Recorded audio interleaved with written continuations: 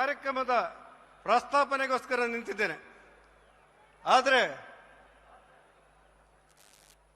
ಚಿತ್ರದುರ್ಗದ ಉರಿ ಬಿಸಿಲಿನಲ್ಲಿ ಕರಾವಳಿಯ ಸಮುದ್ರದ ಅಲೆಗಳನ್ನು ಮೀರಿಸುವಂತ ತಂಡೋಪತಂಡವಾಗಿ ಬರ್ತಾ ಇರುವಂತ ಯಡಿಯೂರಪ್ಪರವರ ಅಭಿಮಾನಿಗಳನ್ನು ಕಂಡ ನಂತರ ಬಹುಶಃ ಇತಿಹಾಸದಲ್ಲಿ ಇಂತಹದ್ದೊಂದು ಸಭೆ ಒಬ್ಬ ವ್ಯಕ್ತಿಯ ಹೆಸರಿನಲ್ಲಿ ನಡೆದಂತ ಉದಾಹರಣೆಗಳೇ ನೆನಪಿಲ್ಲ ಅನ್ನುವಷ್ಟರ ಮಟ್ಟಿಗೆ ಅತ್ಯಂತ ಅದ್ಭುತವಾಗಿ ಈ ಕಾರ್ಯಕ್ರಮ ನಡೆಯುತ್ತೆ. ಬಂಧುಗಳೇ, ಮದಕರಿ ನಾಯಕನ ನಾಡು, ರಾಷ್ಟ್ರಕ್ಕೋಸ್ಕರ ಪ್ರಾಣವನ್ನೇ ಬಲಿಕೊಟ್ಟಂತ ಒನಕೆ ಓಬವ್ವನ ನಾಡು, ಕಲ್ಲುಗಳು ಕತೆ ಹೇಳುವಂತ ಈ ನಾಡಿನ ಇತಿಹಾಸದಲ್ಲಿ ಈ ಅದ್ಭುತವಾದಂತಹ ಸಮಾರಂಭವನ್ನು ನೋಡಲಿಕ್ಕೆ ನಮಗೆಲ್ಲರಿಗೂ ಹೆಮ್ಮೆ. ಮತ್ತು ಸಾಮಾನ್ಯ ಕಾರ್ಯಕರ್ತನಾಗಿ ಯಡಿಯೂರಪ್ಪನವರ ಅಭಿನಂದನಾ ಸಮಾರಂಭದಲ್ಲಿ ಪ್ರಸ್ತಾಪನೆಯನ್ನು ಮಾಡ್ತಾ ಇದ್ದೇನೆ ಅಂತ ಹೇಳಿದ್ರೆ ನನ್ನ ಜೀವನದ ಸಾರ್ಥಕ ಕ್ಷಣ ಅಂತ ನಾನು ಭಾವಿಸ್ತೇನೆ. ಒಂದು ಮಾತು ತಮಗೆಲ್ಲರಿಗೂ ಗೊತ್ತಿರಬೇಕು, ಯಡಿಯೂರಪ್ಪನವರ ಬದುಕಿನ ರಾಜಕಾರಣದ ಮತ್ತು ಸಾರ್ವಜನಿಕ ಜೀವನದ ಇತಿಹಾಸದ ಮೈಲುಗಲ್ಲುಗಳು ಎಂಥ ಮಟ್ಟಕ್ಕೆ ಬಂದಿದೆ ಅಂತ ಹೇಳಿದ್ರೆ, ಮಂಡ್ಯ ಜಿಲ್ಲೆಯ ಬೂಕನಕೆರೆಯಿಂದ ಸಾಮಾನ್ಯ ರಾಷ್ಟ್ರೀಯ ಸ್ವಯಂ ಸೇವಕ ಸಂಘದ ಆ ತಾಲೂಕಿನ ಪ್ರಚಾರಕನಾಗಿ ಶಿಕಾರಿಪುರದತ್ತ ಹೆಜ್ಜೆ ಹಾಕಿ ಇಡೀ ರಾಜ್ಯದೆಲ್ಲೆಡೆ ಭಾರತೀಯ ಜನತಾ ಪಕ್ಷದ ಮತ್ತು ಸಂಘ ಪರಿವಾರದ ಕಲ್ಪನೆಯನ್ನ ಸಾಮಾನ್ಯ ಜನರ ಮನಸ್ಸಿಗೆ ಮುಟ್ಟುವಂತೆ ಕಟ್ಟಿ ಹಾಕಿರುವಂತ ವ್ಯಕ್ತಿತ್ವ ಇರುವುದೇ ಅದನ್ನ ಯಡಿಯೂರಪ್ಪ ಅಂತೇಳಿ ಇತಿಹಾಸ ಕರೆಯುತ್ತೆ. ಶಿವಮೊಗ್ಗ ಜಿಲ್ಲೆಯ ಬಿಜೆಪಿ ಅಧ್ಯಕ್ಷತೆಯಿಂದ ಪ್ರಾರಂಭವಾಗಿ ರಾಜ್ಯ ಬಿಜೆಪಿ ಅಧ್ಯಕ್ಷರಿಂದ ಮೊದಲುಗೊಂಡು ರಾಷ್ಟ್ರ ಬಿಜೆಪಿಯ ಉಪಾಧ್ಯಕ್ಷನವರೆಗೆ ಯಡಿಯೂರಪ್ಪನವರ ರಾಜಕಾರಣದ ಐತಿಹಾಸಿಕದ ಹೆಜ್ಜೆಗಳು ಇರುವಂತಹ ಪರಿಸ್ಥಿತಿಗಳನ್ನು ಕಂಡಾಗ ಅಚ್ಚರಿಯಾಗುವಂತಹ ಪರಿಸ್ಥಿತಿಗಳನ್ನು ಕಾಣಲಿಕ್ಕೆ ಅವಕಾಶಗಳಾಗುತ್ತೆ. ಯಡಿಯೂರಪ್ಪನವರ ದೃಷ್ಟಿಯಲ್ಲಿ ರಾಜಕಾರಣ ಅಂದ್ರೆ ಹೌದಪ್ಪಗಳ ಚಾವಡಿ ಅಲ್ಲ, ಬದಲಾಗಿ ಜನಸಾಮಾನ್ಯರ ಮತ್ತು ಬಡವರ ಪರವಾಗಿ ಹೋರಾಟ ಮಾಡುವಂತ ಹೋರಾಟದ ಅಂಗಳ ಅಂತ ಹೇಳಿ ಭಾವಿಸಲಾಗಿದೆ. ಬಂಧುಗಳಿಗೆ ಯೋಚನೆ ಮಾಡುವಂತ ಅವಕಾಶಗಳಿದೆ. ಸಾಮಾನ್ಯ ಜನರ ನಡುವೆ ಬೆಳೆದಂತ ಯಡಿಯೂರಪ್ಪನವರು ಜನರ ಸಮಸ್ಯೆಗಳನ್ನ, ನೋವುಗಳನ್ನ, ದುಃಖಗಳನ್ನ, ದುಮ್ಮಾನಗಳನ್ನ, ಅವರ ಸಂಕಷ್ಟಗಳನ್ನು ಅರಿತು ಅದಕ್ಕೆ ಸ್ಪಂದಿಸುವಂತ ರೀತಿ ಇದೆಯಲ್ಲ, ಇದು ಬಹುಶಃ ರಾಜಕಾರಣದ ಇತಿಹಾಸದಲ್ಲಿ ಮತ್ತೊಬ್ಬ ಮನುಷ್ಯನಿಂದ ಸಾಧ್ಯ ಇಲ್ಲವೇನೋ ಅನ್ಸುವಂತ ಮಟ್ಟಕ್ಕಿರುತ್ತೆ. ಅತ್ಯಂತ ಎಳೆಯ ವಯಸ್ಸಿನಲ್ಲಿ ಈ ಶಿವಮೊಗ್ಗ ಜಿಲ್ಲೆಯಲ್ಲಿ ಜೀತದಾಳುಗಳನ್ನು ಗಮನಿಸ್ತಾರೆ. ಜೀತದಾಳುಗಳಂದ್ರೆ ಯಾರು ಗೊತ್ತಾ ನಿಮಗೆ? ಅವನ ತಂದೆ 10 ರೂಪಾಯಿ ಸಾಲ ಪಡೆದಿರ್ತಾನೆ. ಆ 10 ರೂಪಾಯಿ ಸಾಲ ಪಡೆದದಕ್ಕೋಸ್ಕರ ಶ್ರೀಮಂತರ ಮನೆಯಲ್ಲಿ ಅವನ ಮಗ ಮತ್ತು ಮೊಮ್ಮಗ ಜೀವನ ಪರ್ಯಂತ ಉಚಿತವಾಗಿ ಜೀತ ಮಾಡುವಂತ ಪದ್ಧತಿಗೆ ಜೀತ ಪದ್ಧತಿ ಅಂತ ಹೇಳ್ತಾರೆ. ಶ್ರೀಮಂತರ ಅಟ್ಟಹಾಸದ ಕಾಲದಲ್ಲಿರುವಂತಹ ಜೀತ ಪದ್ಧತಿಯನ್ನ ಯಡಿಯೂರಪ್ಪನವರು ಈ ದೇಶದಲ್ಲಿ ಪ್ರಥಮ ಬಾರಿಗೆ ವಿರೋಧ ಮಾಡ್ತಾರೆ. ಜೀತ ಪದ್ಧತಿಯನ್ನು ನಿಲ್ಲಿಸ್ತೇನೆ ಅಂತ ಯಡಿಯೂರಪ್ಪನವರು ಹೇಳಿದಾಗ ಒಂದು ಕಡೆ ಶ್ರೀಮಂತರ ಅಟ್ಟಹಾಸ, ಮತ್ತೊಂದು ಕಡೆ ತುಂಡು ಬಟ್ಟೆ ಇಲ್ಲದಂತ ಕಡು ಬಡವರ ದಂಡು, ಇವೆರಡರ ಮಧ್ಯೆ ಸಂಘರ್ಷಗಳಾಗುತ್ತೆ. ಶ್ರೀಮಂತ ಮತ್ತು ಬಡವರ ಸಂಘರ್ಷದಲ್ಲಿ ಯಡಿಯೂರಪ್ಪನವರು ಜೀತದಾಳುಗಳ ಪರವಾಗಿ ನಿಲ್ಲುತ್ತಾರೆ. ಆ ಜೀತ ಪದ್ಧತಿಯನ್ನ ಮುಕ್ತಿ ಮಾಡಬೇಕು ಅಂತ ಹೇಳ್ತಾರೆ.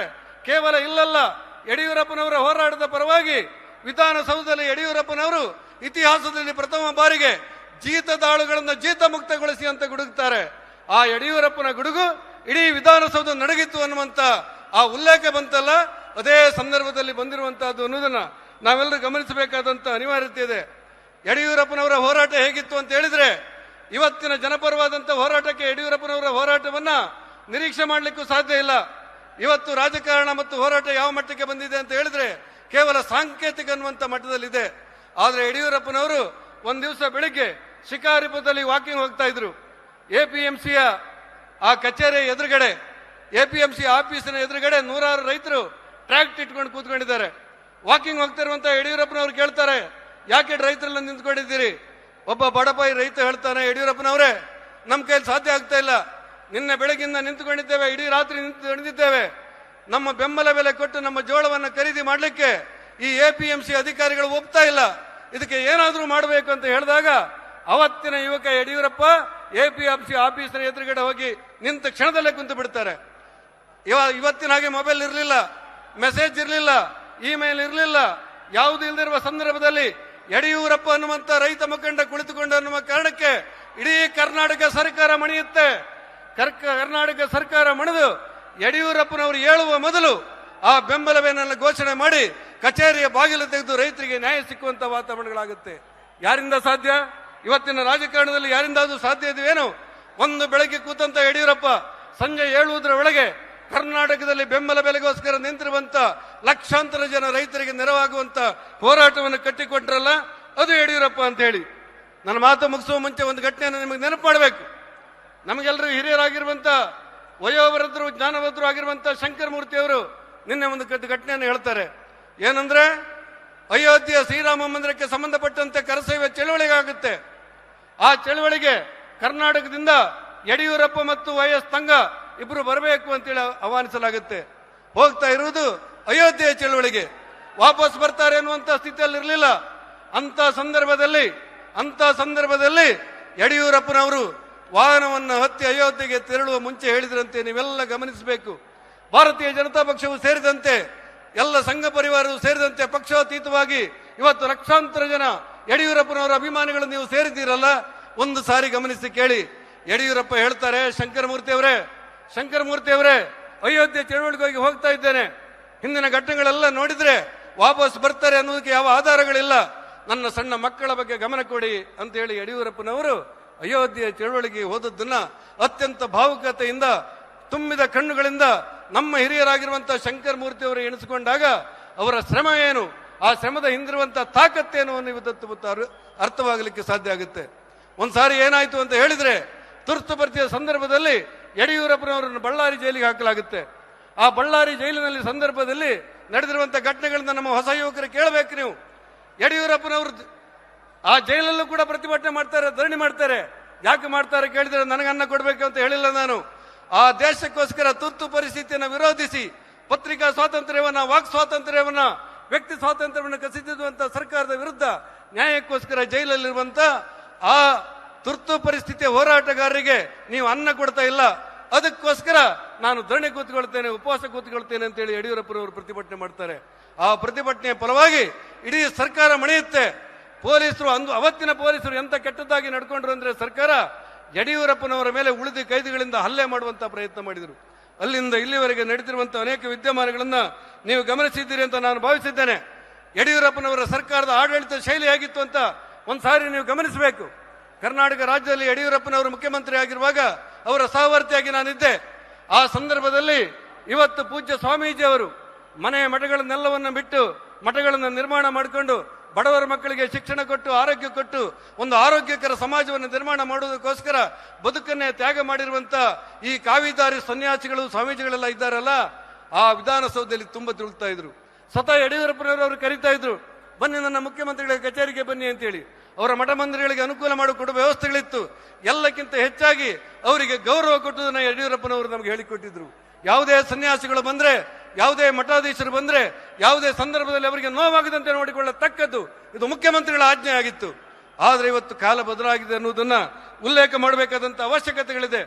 ಬಡವರ ಮಧ್ಯೆ, ದುರ್ಬಲರ ಮಧ್ಯೆ, ದುರಿತಿದ್ದವರ ಬಗ್ಗೆ ಯಡಿಯೂರಪ್ಪನವರ ಭಾವನೆ ಹೇಗಿತ್ತು ಅಂತ ಕೇಳಬೇಕು.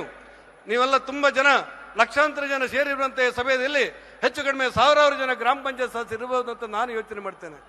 ಕರ್ನಾಟಕ ರಾಜ್ಯದಲ್ಲಿ MLC ಆಗಿ ನಾನು ಯಡಿಯೂರಪ್ಪನವರು ಮುಖ್ಯಮಂತ್ರಿ ಆಗಿದ್ದಾಗ ಹೋಗಿದ್ದೆ, ಅವರಿಗೊಂದು ಮನವಿ ಕೊಟ್ಟಿದ್ದೆ. ಆ ಮನವಿಯಲ್ಲಿ ಏನ್ ಹೇಳಿದ್ದೆ ಅಂತ ಹೇಳಿದ್ರೆ, ಯಡಿಯೂರಪ್ಪನವರೇ ಕರ್ನಾಟಕ ರಾಜ್ಯದಲ್ಲಿ 94,000 ಜನ ಗ್ರಾಮ ಪಂಚಾಯತ್ ಸದಸ್ಯರಿದ್ದಾರೆ, ಬಡವರ ಮಧ್ಯೆ ಓಡಾಡ್ತಿರುವವರು, ಇವರಿಗೆ ನ್ಯಾಯ ಕೊಡಬೇಕಾದ್ರೆ ಇವರಿಗೆ ಗೌರವಧನ ಕೊಡಬೇಕು ಅಂತ ಹೇಳಿದ್ರು. ಆದ್ರೆ ಯಡಿಯೂರಪ್ಪನವರು ಎಷ್ಟಾಗುತ್ತೆ ಅಂತ ಕೇಳಿದ್ರು, 54 ಕೋಟಿ ಅಂತ ಹೇಳಿದೆ. ಎಲ್ಲಿಂದ ತರಬೇಕು ಅಂತ ಜೋರು ಮಾಡಿದ್ರು, ನನಗೆ ಗದರಿಸಿದ್ರು. ಆದ್ರೆ ಅದೇ ಯಡಿಯೂರಪ್ಪನವರು ಆ ಪತ್ರಕ್ಕೆ ಟಿಪ್ಪಣಿ ಬರೆದು, ಕರ್ನಾಟಕ ರಾಜ್ಯದ ಇತಿಹಾಸದಲ್ಲಿ ಬಡವರ ಮಧ್ಯೆ ಓಡಾಡುವಂತಹ ಗ್ರಾಮ ಪಂಚಾಯತ್ ಸದಸ್ಯರು ಇವತ್ತು 2,000 ರೂಪಾಯಿ ಬಸವರಾಜ ಬೊಮ್ಮಾಯಿ ಸರ್ಕಾರ ಇರುವಾಗ ತಗೊಂಡ್ರಲ್ಲ, ಆ 2,000 ರೂಪಾಯಿಯ ಮೂಲ ಯಾರು ಕೇಳಿದ್ರೆ ಅದು ಯಡಿಯೂರಪ್ಪ ಅನ್ನುವ ಸತ್ಯವನ್ನು ಅರಿಯಬೇಕಾದಂತ ಅನಿವಾರ್ಯತೆ ಇತ್ತು. ಒಂದು ಕಾಲದಲ್ಲಿ ಸೈಕಲ್ ಅನ್ನು ಇಟ್ಟುಕೊಂಡು ಸಾರ್ವಜನಿಕ ಜೀವನವನ್ನು ಪ್ರಾರಂಭ ಮಾಡಿದ ಯಡಿಯೂರಪ್ಪ ಕರ್ನಾಟಕ ರಾಜ್ಯದ 15 ಲಕ್ಷ ಬಡವರ ಮಕ್ಕಳಿಗೆ ಸೈಕಲ್ ಕೊಡುವುದರ ಮೂಲಕ ನಾನು ಹಿಡಿದಂತ ಸೈಕಲ್ ಅನ್ನು ನೀವು ಹೊಡಿಬೇಕು ಅಂತೇಳಿ ಆ ಹೆಣ್ಮಕ್ಕಳು ಹೇಳುವುದನ್ನು ಕಂಡೆ. ನಾನು ನಿಮ್ಮಲ್ಲಿ ವಿನಂತಿ ಮಾಡ್ತೇನೆ, ಎಲ್ಲರೂ ಒಟ್ಟಾಗಿ ಒಂದಾಗಬೇಕು, ಮತ್ತೊಮ್ಮೆ ಈ ಶಕ್ತಿ ಉದ್ದೀಪನಗೊಳ್ಳಬೇಕು. ಯಡಿಯೂರಪ್ಪರವರ ಮಾರ್ಗದರ್ಶನದಲ್ಲಿ ಬರ್ತಾ ಇರುವಂತ ನಮ್ಮೆಲ್ಲ ಮುಖಂಡರ ಮಾರ್ಗದರ್ಶನದಲ್ಲಿ, ಸನ್ಮಾನ್ಯ ಪ್ರಧಾನಮಂತ್ರಿ ನರೇಂದ್ರ ಮೋದಿ ಅವರ ಮಾರ್ಗದರ್ಶನದಲ್ಲಿ, ನಮ್ಮ ರಾಜ್ಯಾಧ್ಯಕ್ಷರಾಗಿರುವಂತಹ ವಿಜಯೇಂದ್ರ ಮಾರ್ಗದರ್ಶನದಲ್ಲಿ ಇವತ್ತು ನಮ್ಮ ಸಂಘಟನೆಯ ಅಶ್ವಮೇಧವನ್ನು ನಿಮ್ಮೆಲ್ಲರ ಆಶೀರ್ವಾದದೊಂದಿಗೆ ಬಿಡ್ತಾ ಇದ್ದೇವೆ. ನಿಮ್ಮೆಲ್ಲರ ಆಶೀರ್ವಾದದೊಂದಿಗೆ ಈ ನಮ್ಮ ಸಂಘಟನೆ ಅಶ್ವಮೇಧವನ್ನು ಬಿಡ್ತಾ ಇದ್ದೇವೆ. ತಡೆಯುವ ಶಕ್ತಿ ಇರುವಂತ ಜನ ಇಲ್ಲ ಅಂತ ನನ್ನ ಭಾವನೆ. ಇಡೀ ಹಿಂದೂ ಧರ್ಮಕ್ಕೆ, ಸನಾತನ ಧರ್ಮಕ್ಕೆ ಶಕ್ತಿ ಕೊಡುವುದಕ್ಕೋಸ್ಕರ ಯಡಿಯೂರಪ್ಪನ ಆನಂದೋತ್ಸವನ್ನ, ಯಡಿಯೂರಪ್ಪನವರ ಅಭಿಮಾನಂದೋತ್ಸವನ್ನ ಎಲ್ಲರೂ ಒಟ್ಟಾಗಿ ಒಂದಾಗಿ ಆಚರಿಸೋಣ ಅಂತ ಹೇಳಿ ಈ ಕಾರ್ಯಕ್ರಮಕ್ಕೆ ಶುಭ ಹಾರೈಸ್ತೇನೆ. ನಮಸ್ಕಾರ, ಧನ್ಯವಾದ.